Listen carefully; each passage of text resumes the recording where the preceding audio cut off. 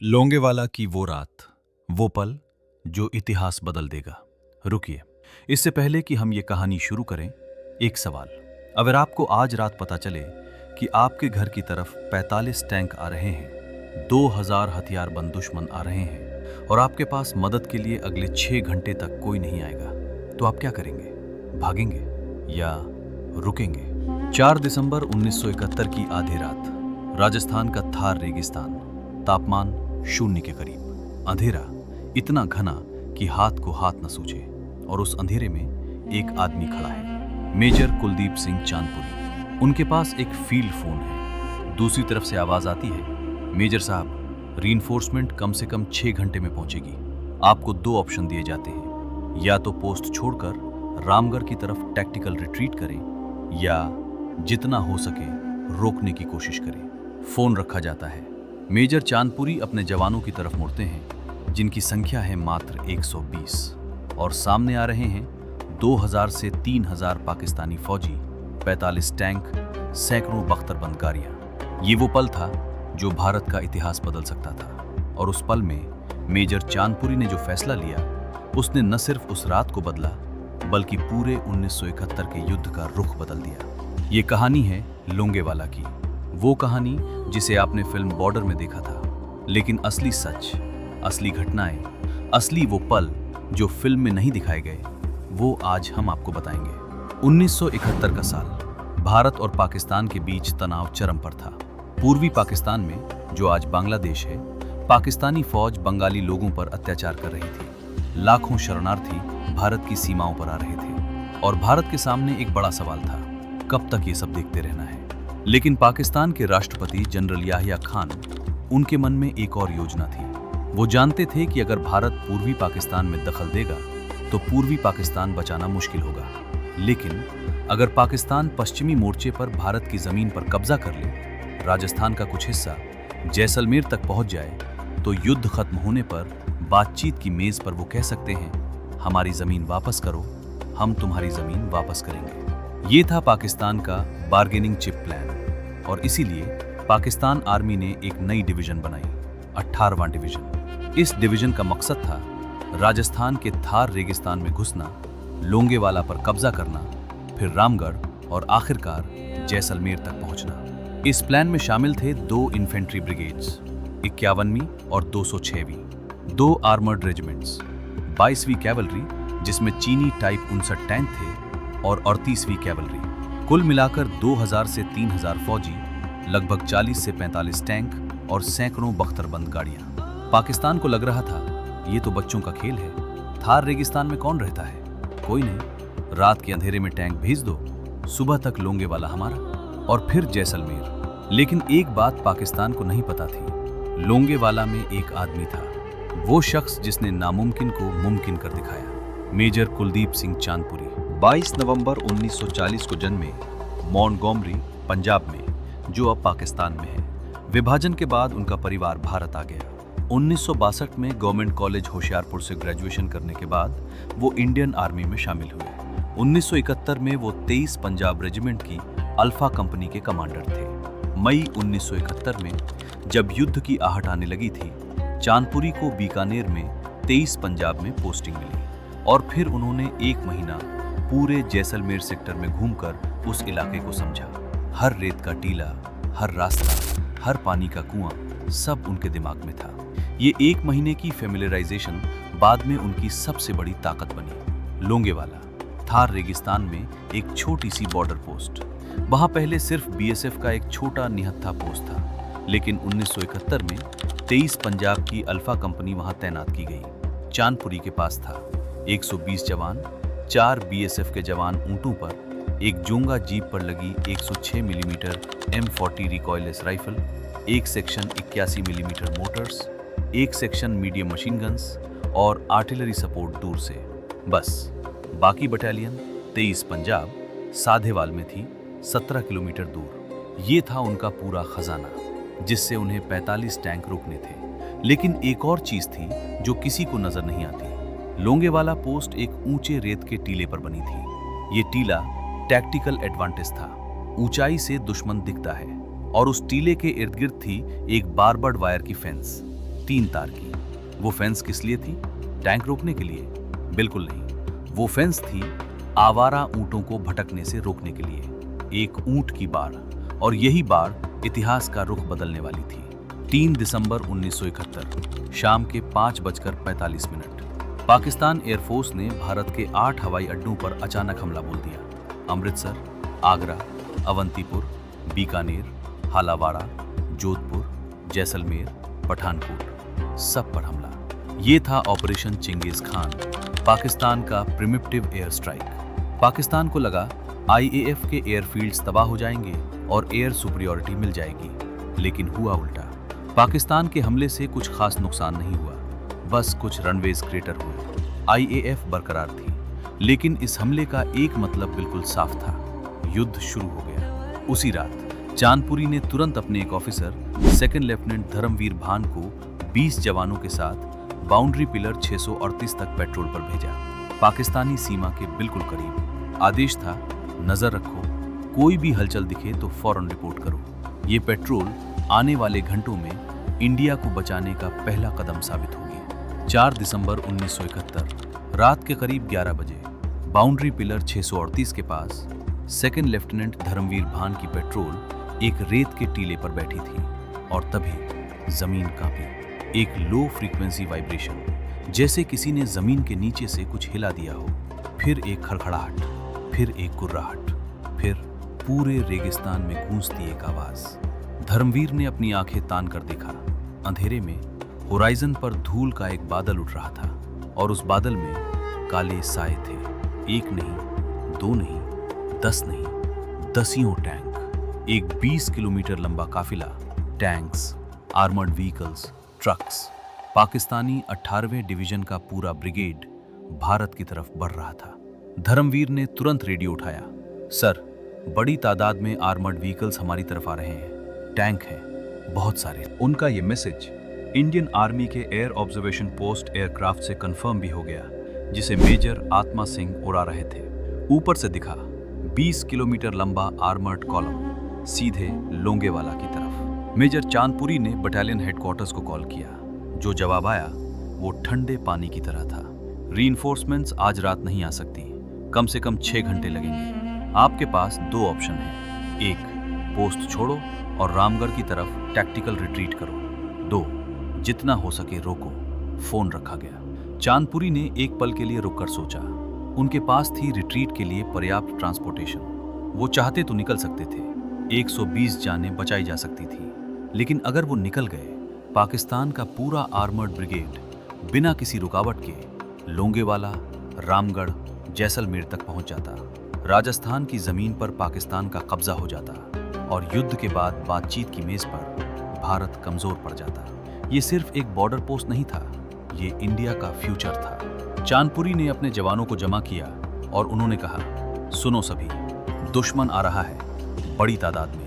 Headquarters ने कहा है रिट्रीट भी हो सकती है, लेकिन मैं यहाँ रहूंगा। अगर किसी को डर है वो जा सकता है, लेकिन मैं लड़ूंगा।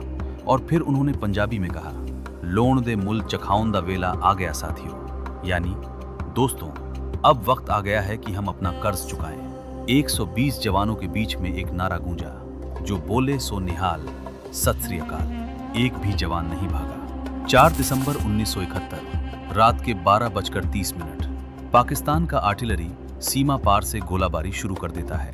पहला सवल्लो बीएसएफ के ऊंटों पर पड़ा। 10 में से 5 ऊंट मर गए। और फिर वो आए, पाकिस्तानी 22वें कैवलरी के टाइप 59 टैंक्स, चीनी निर्मित सोवियत T-54 पर बेस्ड, पाकिस्तान का सबसे आधुनिक आर्मर्ड वेपन। इन टैंक्स ने अपने हेडलाइट्स बंद रखे। रेगिस्तान की रात में वो काले साए थे, लेकिन एक चीज उनकी पहचान करा रही थी, उनके फ्यूल टैंक्स। यहाँ एक इंपॉर्टेंट बात जानिए, पाकिस्तान की 18वीं डिवीजन को जैसलमेर तक पहुंचना था, जो सीमा से काफी दूर था। इसलिए टैंक्स में एक्स्ट्रा फ्यूल था। बाहर की तरफ लगे एक्सटर्नल फ्यूल ड्रम्स। ये ड्रम्स जैसे ही कोई चिंगारी लगे, आग का गोला बन जाते। ये उनकी कमजोरी थी। टैंक्स आगे बढ़े, और तभी उनकी रोशनी में एक चीज चमकी, barbed wire. Pakistani tank commander ने ऑर्डर दिया, रुको, माइनफील्ड है आगे। ये वो ऊंटों की बाढ़ थी जो कभी किसी ने वेपन्स के रूप में नहीं सोची थी। पाकिस्तानी इंजीनियर्स आगे आए माइन स्वीपिंग के लिए। वो ढूंढते रहे। 2 घंटे लग गए, 2 कीमती घंटे, जिनमें कोई माइन नहीं मिली, क्योंकि कोई माइन थी ही नहीं। लेकिन इंडियन जवान उस वक्त का इस्तेमाल कर रहे थे। इंडियन जोंगा जीप पर लगी 106 मिलीमीटर रिकॉललेस राइफल ने फायरिंग शुरू की। मोटर्स दहाड़ने लगे, मशीन गन्स ने आग उगलना शुरू किया, और चांदी रात में पाकिस्तानी टैंक्स के एक्सटर्नल फ्यूल ड्रम्स में आग लग गई। रेगिस्तान जल उठा। उस आग की रोशनी में पाकिस्तानी इन्फेंट्री खुद एक्सपोज्ड हो गई, और इंडियन जवानों को जो ऊंचे टीले पर थे परफेक्ट टारगेट्स मिल गए। पाकिस्तान को उम्मीद नहीं थी कि यहाँ इतना जबरदस्त रेजिस्टेंस होगा। रात के 1 बजे पाकिस्तानी टैंक्स के लिए एक नई समस्या सामने आई। थार डेजर्ट की रेत सॉफ्ट है, बहुत सॉफ्ट, और टाइप 59 टैंक्स भारी थे। जैसे जैसे वो आगे बढ़ने की कोशिश करते, रेत में धंसते जाते। एक टैंक बोग गई, फिर दूसरी, फिर तीसरी। पाकिस्तान का ये भी एक बड़ा टैक्टिकल ब्लंडर था। उन्होंने पहले से कोई रूट रिकंसाइसेंस नहीं की थी। किसी ने नहीं जांचा था कि उस जमीन पर इतने भारी टैंक्स चल पाएंगे या नहीं। और रेगिस्तान की एक और बात, उस रात चांद था, पूरा चांद। बॉग डाउन टैंक्स खुले रेगिस्तान में चांदनी में चमकते हुए। ये था पाकिस्तान का आर्मर्ड ब्रिगेड। इंडियन साइड पर मेजर चांदपुरी, वो एक बंकर से दूसरे बंकर तक भाग रहे थे। गोलियां आ रही थीं उनकी परवाह किए बिना। चांदपुरी को आर्टिलरी टर्मिनोलॉजी ज़्यादा नहीं पता थी, इसलिए उन्होंने आर्टिलरी करेक्शन पंजाबी में दी। रेफरेंस लौंगे वाला खूह, गोले बरसा, 400 सज्जे, 200 खब्बे। आर्टिलरी ऑफिसर कैप्टन संतोष दत्ता ने डॉन होते होते पोस्ट रीच की। तब तक चांदपुरी ने खुद ही आर्टिलरी फायर डायरेक्ट की थी। एक तरफ पाकिस्तानी इन्फेंट्री आगे आने की कोशिश कर रही थी, दूसरी तरफ 120 इंडियन जवान रेत के टीले पर 6 घंटे से ज्यादा समय से रोके हुए थे। रात भर पाकिस्तानी टैंक्स फायरिंग करते रहे, इंडियन पोजीशंस पर गोले बरसाते रहे। जवान घायल होने लगे, लेकिन मेजर चांदपुरी रुके नहीं। वो वहां थे, हर बंकर में, जहां जवानों को उनकी जरूरत थी, और जवान उन्हें देखकर टिके रहे। रात के 3 बजे पाकिस्तान की 51वीं इन्फेंट्री ब्रिगेड, जो टैंक्स के साथ आ रही थी, कहीं पीछे रह गई थी। ये भी एक बड़ी गलती थी। मिलिट्री टैक्टिक्स में एक बेसिक रूल होता है, टैंक्स और इन्फेंट्री साथ चलते हैं। इन्फेंट्री को टैंक्स की ज़रूरत होती है प्रोटेक्शन के लिए, और टैंक्स को इन्फेंट्री की ज़रूरत होती है ऑब्स्टिकल्स क्लियर करने और क्लोज कॉम्बैट के लिए। पाकिस्तानी 22वें कैवलरी के टैंक्स इतनी तेज आगे निकल आए कि इन्फेंट्री पीछे छूट गई। अकेले टैंक्स इंडियन पोजीशंस पर हमला करने में असमर्थ। पाकिस्तानी कमांडर्स को यह समझने में घंटे लग गए, और इस वक्त इंडियन आर्टिलरी भी काम कर रही थी। 170 फील्ड रेजिमेंट और 168 फील्ड रेजिमेंट की गन्स साधेवाला से फायर कर रही थी। हर गोला एक एक हिसाब से पड़ रहा था। पाकिस्तानी टैंक्स के एक्सटर्नल फ्यूल ड्रम्स एक एक करके जल रहे थे। रेगिस्तान में आग की लपटें जो दूर से किसी जहन्नम जैसी दिखती थी, लेकिन लौंग वाला पोस्ट टिकी हुई थी। भोर होने में अभी वक्त था, और उस भोर का इंडियन जवान बेसब्री से इंतजार कर रहे थे। रात के 4 बजे पाकिस्तानी कमांडर्स ने एक नई स्ट्रैटेजी बनाई। बारबेड वायर की तरफ से हमला फेल हो गया था। माइन स्वीपिंग में 2 घंटे बर्बाद हो गए थे। टैंक्स रेत में फंस रहे थे। अब उन्होंने डिसाइड किया, दूसरी तरफ से हमला करो। पाकिस्तानी इन्फेंट्री ने एक अलग डायरेक्शन से पोस्ट पर अटैक करने की कोशिश की। ये वो पल था जो सबसे खतरनाक था, क्योंकि अब इंडियन जवानों को 2 फ्रंट्स पर लड़ना था। मेजर चांदपुरी ने अपने जवानों को स्प्लिट किया, कुछ पहले डायरेक्शन पर, कुछ नई डायरेक्शन पर। 120 में से और भी कम। मशीन गन टीम्स ने पोजीशंस बदली, मोटर्स का डायरेक्शन बदला, और सबसे क्रिटिकल बात, चांदपुरी ने हेडक्वार्टर्स को सूचित किया। एयर सपोर्ट की रिक्वेस्ट और भी अर्जेंट हो गई। जवाब आया, आईएएफ की जेट्स डॉन से पहले नहीं उड़ेंगी। डॉन होने में 2 घंटे। ये 2 घंटे जैसे 2 साल थे। 5 दिसंबर 1971 सुबह के करीब 6 बजे पूर्व में आसमान हल्का गुलाबी हुआ, और तभी एक आवाज, पहले दूर से, एक लो रोअर। आईएएफ के Hawker Hunter fighter jets 4, wing commander MS Bawa की लीड में। इनके साथ HALHF 24 मारूत जेट्स भी थे। हंटर्स और मारूत, ये एयरक्राफ्ट रॉकेट और कैनन से लैस थे। जैसे ही पायलटों ने नीचे देखा, उन्होंने एक नज़ारा देखा जो शायद ही कभी किसी एयर स्ट्राइक में मिलता हो। खुले रेगिस्तान में 30 से 40 टैंक्स रेत में धंसे हुए और सैकड़ों आर्मर्ड व्हीकल्स एक ट्रैक पर एक एक करके खड़े। एक आईएएफ पायलट ने बाद में कहा था, ये डक शूट था, यानी मछलियों को पानी में बंद करके गोली मारने जैसा। हंटर्स ने पहला पास किया, एक टैंक में रॉकेट लगा, धमाका, फिर दूसरा, फिर तीसरा। पाकिस्तानी फौज में भगदड़ मच गई। जो टैंक्स रेत में नहीं फंसे थे वो भागने की कोशिश करने लगे, लेकिन खुले रेगिस्तान में भागती गाड़ियां हंटर्स के लिए और भी आसान टारगेट्स थे। एक एक करके टैंक 1 धमाका, टैंक 2 आग, टैंक 3 तबाह। आईएएफ जेट्स ने वेव्स में अटैक किया। नीचे इंडियन जवानों ने देखा और वो खुशी से चिल्लाए। वो रात भर जो रोके थे वो टैंक अब आसमान से तबाह हो रहे थे। 5 दिसंबर 1971 दोपहर 12 बजे बैटल खत्म हो गया था। पाकिस्तानी 18वीं डिवीजन रिट्रीट कर चुकी थी। रेगिस्तान में बची थी तबाही का एक मंजर। 36 पाकिस्तानी टैंक्स नष्ट, जिनमें से 22 आईएएफ ने तबाह किए, 12 ग्राउंड फायर से। 100 से ज्यादा पाकिस्तानी व्हीकल्स डिस्ट्रॉयड, 200 पाकिस्तानी फौजी मारे गए और इंडियन साइड केवल 2 जवान, 120 में से 118 जिंदा थे। मेजर चांदपुरी सही सलामत। जिन पाकिस्तान के टैंक्स और आर्मर्ड व्हीकल्स को जैसलमेर तक पहुंचना था वो राजस्थान की रेत में कब्रिस्तान बन गए। पाकिस्तान का बार्गेनिंग चिप प्लान धूल में मिल गया। 1997 में जेपी दत्ता की फिल्म बॉर्डर आई। सनी देओल ने मेजर चंदपुरी का किरदार निभाया, जैकी श्रॉफ ने विंग कमांडर बाबा का, अक्षय खन्ना ने धर्मवीर का। फिल्म बहुत हिट हुई, करोड़ों लोगों ने देखी, लेकिन असली कहानी में कुछ ऐसी बातें थी जो फिल्म में या तो बदली गई या नहीं दिखाई गई। पहली सच्चाई, फिल्म में एक मुस्लिम ऑफिसर का किरदार एम्बिगुअस तरीके से दिखाया गया, जैसे वो लॉयल नहीं था।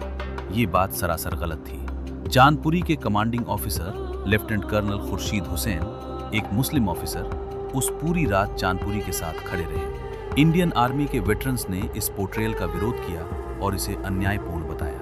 दूसरी सच्चाई, ये बैटल सिर्फ एक रात का नहीं था। आधिकारिक रिकॉर्ड्स के अनुसार बैटल ऑफ लोंगेवाला 4 से 7 दिसंबर 1971 तक चली। पहली रात सबसे तीव्र थी, लेकिन पाकिस्तानी फोर्सेस के रेजिमेंट्स अगले 2-3 दिन तक एरिया में थे।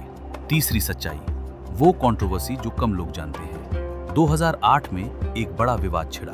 Farmer Jaisalmer airbase commander air marshal MS Bawa, उन्होंने एक लेख में लिखा कि इस बैटल की सक्सेस का पूरा क्रेडिट आईएएफ को जाना चाहिए, न कि ग्राउंड ट्रूप्स को। मेजर चांदपुरी ने क्या किया? उन्होंने एक केस फाइल किया, ₹1 के मुआवजे के लिए, एक प्रतीकात्मक मुकदमा इज्जत और ऑनर के लिए। बाद में उन्हें केस वापस लेने की सलाह दी गई ताकि आर्मी और आईएएफ के बीच का ये विवाद सार्वजनिक न हो। लेकिन ये बात साफ है, उस रात अगर मेजर चांदपुरी और उनके 120 जवानों ने पोस्ट होल्ड न की होती, अगर वो रिट्रीट कर लेते, तो आईएएफ के पास अटैक करने के लिए कुछ भी नहीं होता। ग्राउंड ट्रूप्स और एयरफोर्स दोनों ने मिलकर ये बैटल जीती। बैटल ऑफ लोंगवाला की खबर सिर्फ भारत में नहीं, पूरी दुनिया में फैली। ब्रिटेन के जर्नलिस्ट जेम्स हेटर ने अपने आर्टिकल में लिखा, taking on the enemy at Longewala, और उन्होंने इस बैटल की तुलना बैटल ऑफ थर्मोपाइले से की। उन्होंने लिखा, ये 1971 के युद्ध का टर्निंग पॉइंट था। इससे भी बड़ी बात, फील्ड मार्शल RM कार्वर, जो उस समय यूनाइटेड किंगडम के chief of the general staff थे, वो खुद लोंगवाला आए। युद्ध के कुछ हफ्तों बाद उन्होंने मेजर चांदपुरी से पूरी कहानी सुनी। एक देश का सबसे बड़ा मिलिट्री जनरल एक भारतीय मेजर से सीखने आया था। और पाकिस्तानी 18वीं डिवीजन के डिविजनल कमांडर को सर्विस से डिसमिस कर दिया गया। जिस प्लान को पाकिस्तान ने अपना मास्टर स्ट्रोक समझा था, वो उनकी सबसे बड़ी हार बन गई। डॉन अखबार, पाकिस्तान का सबसे बड़ा अखबार, ने 2009 में एक आर्टिकल में लिखा कि लोंगवाला में जो हुआ वो एक क्रिमिनल ब्लंडर था। इन्फेंट्री को टैंक से बिना कोऑर्डिनेशन के आगे भेजना, रूट रिकॉग्निशन न करना, बीएएफ का एयर कवर न होना, ये सब मिलकर एक ऐसी तबाही बनी जिसे पाकिस्तान आज तक याद करता है। एक सवाल जो बहुत कम लोग पूछते हैं, लोंगवाला और बांग्लादेश का क्या कनेक्शन है? ये कनेक्शन डायरेक्ट और प्रोफाउंड है। 1971 के युद्ध में इंडिया की स्ट्रैटेजी थी पूर्वी मोर्चे पर तेज ऑफेंसिव, पश्चिमी मोर्चे पर डिफेंसिव। मतलब इंडिया चाहता था कि सारी एनर्जी और फोर्सेस पूर्वी पाकिस्तान को आज़ाद कराने में लगे। अगर पाकिस्तान ने पश्चिमी मोर्चे पर जैसलमेर या आसपास का कोई हिस्सा ले लिया होता तो इंडिया को फोर्सेस डिवाइड करनी पड़ती। पश्चिम में भी लड़ो, पूर्व में भी लड़ो। ये इंडिया की रणनीति को तोड़ देता और फिर 16 दिसंबर का अनकंडीशनल सरेंडर वो शायद नहीं होता। बांग्लादेश की आज़ादी शायद उतनी जल्दी नहीं होती। लोंगेवाला ने वेस्टर्न राजस्थान को सिक्योर रखा, जिसने इंडिया को ईस्टर्न थिएटर पर फोकस करने दिया, जिसने बांग्लादेश को आज़ाद कराया। ये चेन ऑफ इवेंट्स एक छोटी सी बॉर्डर पोस्ट से शुरू हुई। महावीर चक्र, भारत का दूसरा सबसे बड़ा वीरता पुरस्कार, मेजर कुलदीप सिंह चांदपुरी को ये दिया गया 5 दिसंबर 1971 की बैटल के लिए। उनके साथ साथ उनकी कंपनी के कई और जवानों को भी पुरस्कार मिले। पाकिस्तान की तरफ से उनका डिविजनल कमांडर बर्खास्त। चांदपुरी आर्मी में रहे, बाद में ब्रिगेडियर तक पहुंचे।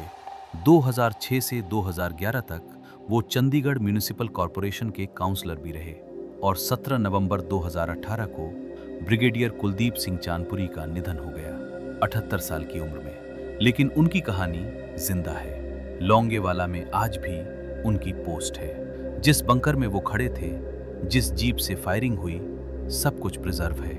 एक वॉर मेमोरियल है। हर साल आर्मी के जवान वहां जाते हैं और कभी कभी जब कोई पुराना वेटरन वहां जाता है और उस जमीन को छूता है, उसकी आंखें नम हो जाती हैं। वो जमीन जो उन्होंने एक रात बचाई थी। तो ये थी बैटल ऑफ लोंगवाला। सिर्फ एक मिलिट्री विक्ट्री की कहानी नहीं, ये उस इंसान की कहानी है जिसने इम्पॉसिबल ऑड्स के बावजूद रिट्रीट नहीं किया। मेजर कुलदीप सिंह चांदपुरी को याद करते हुए, उनके जवानों को याद करते हुए, सेकंड लेफ्टिनेंट धर्मवीर भान को याद करते हुए, जिनकी पेट्रोल ने सबसे पहले खतरा डिटेक्ट किया, उन 120 जवानों को याद करते हुए जिन्होंने एक रात में एक असंभव काम कर दिखाया। इतिहास में कुछ लड़ाइयाँ ऐसी होती हैं जो सिर्फ नंबर्स में नहीं मापी जाती, जो मापी जाती हैं उस इरादे में, उस हौसले में, उस जिद में। लोंगेवाला वो जगह है जहां 120 जवानों ने कहा था, नहीं नहीं, हम नहीं भागेंगे, नहीं, ये जमीन नहीं जाने देंगे, नहीं, हम यहाँ हैं और यहाँ रहेंगे। और वो रहे पूरी रात, जब तक सुबह नहीं हुई, जब तक IAF नहीं आई, जब तक जीत नहीं हुई। ये थी बैटल ऑफ लोंगेवाला, भारत की अपनी बैटल ऑफ थर्मोपाइले। जय हिंद।